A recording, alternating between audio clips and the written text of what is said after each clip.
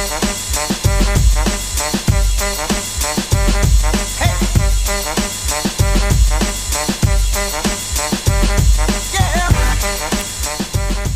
I've been listening to Slayer all morning to kind of like amp myself up, but then I realized it's a YouTube video and you don't really need to amp yourself up for something like that. See, the rest of this video is filled with math, so I'm trying to dumb it down because this is YouTube after all. Speaking of, hi, I'm SB Mitch. This is a YouTube channel. Hey, give me a follow on Twitter or subscribe to the channel if you want to see more stuff like this, or maybe some new stuff that I'll try eventually. Hello, pals. Welcome to another episode of Recap Monday. Every other Monday, we will take a deep dive on a box that has sold all the way through to see what the projected profit was versus how much I actually made on it. Because, you know, showing how much the estimated market value of something is, it's nice and all, but at the end of the day, people want to know how much money you actually make from these beater boxes. So that's what we're here for. Today's box is a pretty recent box. It came in February, I think. Yeah, so like last month, basically. This box, along with like 3 or 4 other boxes that I bought in January, February-ish, were all intended to be inventory for the $50 February program I do on the website. For those of you who missed out, $50 February is something I do every February where I have a shoe per day listed at $50 or less. So if you missed it, you gotta wait 11 months for it, I guess. But with that being said, I didn't really expect on making much off of this box or any of the other boxes that I bought around this time. So this one in particular, on top of like the unexpected performance I was expecting, man, I'm bad at words. This box just wasn't really that good. Like it was filled, it had a lot of underwhelming pairs in it. I mean, there were like 2 or 3 like good pairs, but overall, the box just wasn't too exciting or great. And the results kind of aren't exciting or too great either. So here's the box. Dad jokes. What? SB Mitch? SB. Let's get this likely Flyknit racer or trainer out of the way. It is a size 9 and it is a Flyknit racer. But this is a University Red Flyknit racer. It's actually a really nice colorway. We got a size 9 Jordan 13 Retro. Got a pair of He Got Game 13s. This is a really great colorway.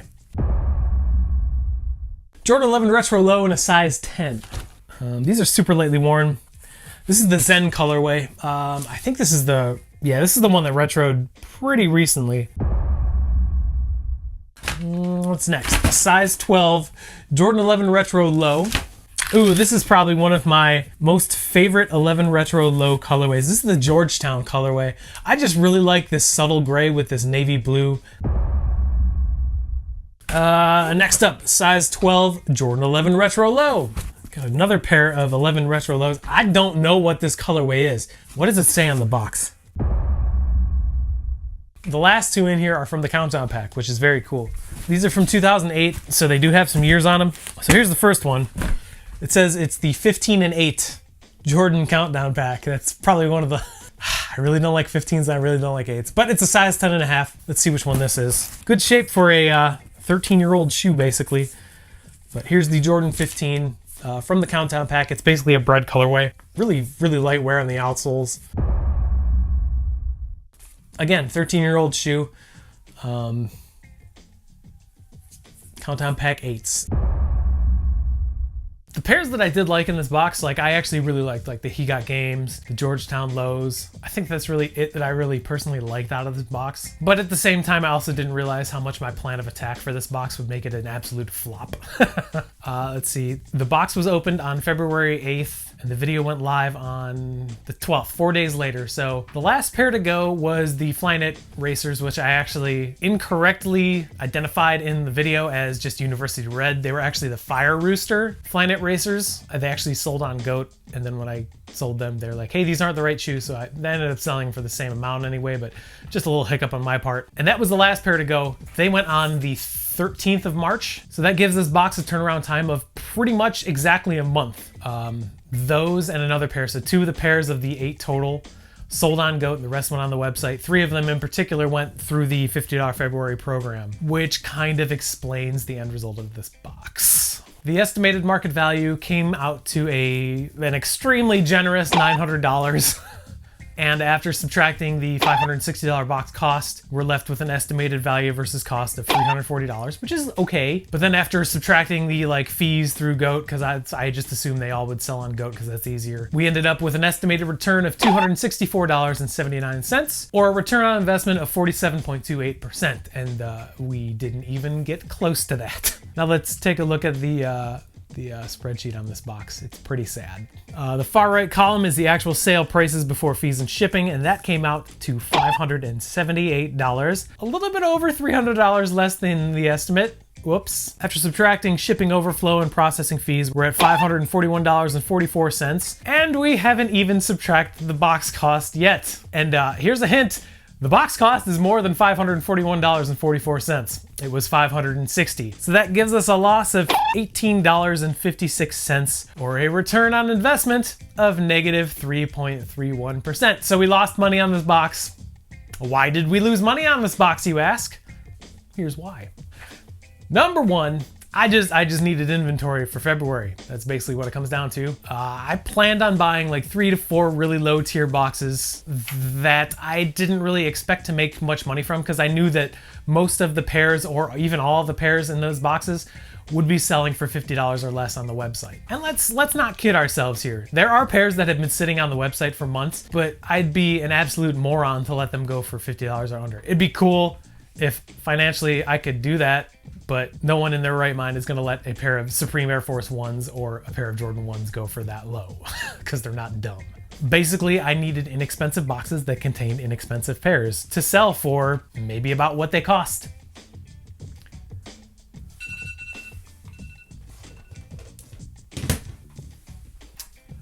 My alarm went off. Whoops. Number 2, something we touch on in every video. It's estimated market value versus the actual sold prices. The gross sales on this box was $322 less than the estimated sales. And that happened mainly because I sold I sold 3 pairs that had a combined market value of $335 for $118. So that's a pretty massive loss. But at the same time, I go back to the first reason, like I wanted to have a pair that I could afford to let go for $50 or less each day throughout the month of February. And the funny thing is, actually, tangent time, like a story that has to do with this box in particular. I put up a pair of I think it was the Countdown Pack 8s, and I put them up, they went up wrong because something happened where a gigantic thing of ice fell off of the roof of my apartment and almost hit somebody, so I had to go check and see if everyone was okay. And that happened right as $50 February was happening. So when that happened, I had to put another pair up, so I put up the Zens at $50. So I let 2 pairs go for $50 or less when I intended on one happening, which, you know, it's fine at the end of the day. Nothing I could do about it. Number 3, marketing costs money. Does it though? Yeah, it kind of does. I mean, at the end of the day, I ended up losing about $20 on this box. But at the same time, the website saw an increase in traffic, in sales, and most importantly, returning customers. And if I'm being completely honest, like all 3 of those are way more important than the like $250 that I missed out on. Plus, I'd rather lose $18 through the website than make like maybe $32 to $50 through eBay. Because the whole reason I even do $50 February is to avoid using eBay. I'm fully aware I could have made more money using that garbage heap of a selling platform, but the lack of a headache that involves using eBay, and also like the direct to customer interaction without those doofuses interfering with anything, is worth more than the money I could have made on this box. Long story short, I lost 18 bucks on this box, but the return was in exposure and traffic to the website. And it's just a nice thing to do. Like, I like doing that because the people that actually go to the website and buy off of it, and like the people that watch the channel, like, and the people that follow me on social media, like, it gives them the opportunity to get pairs. Like I think I sold a pair of ones. I sold a pair of Dunk Highs for 50 bucks during this whole thing. And they were shoes that were worth way more than $150. And that's just kind of what I wanted to do, because it's like a way of thanking people. And, you know, if I lose a little bit of money in that process, so be it. I'll be happier knowing that than selling to some random egg on eBay. So of all the boxes I've gotten, this is the second box I've lost money on. I'd say the success rate on Sole Supremacy beater boxes is still untouchable. So thanks for watching. I appreciate it. I know you guys like this series, so we're gonna keep it going. I guess see you Friday for Beater Box Friday. Other than that, just normal stupid stuff. So remember to take care of each other. Until next time, keep sneakers fun, because they're supposed to be fun. Bye.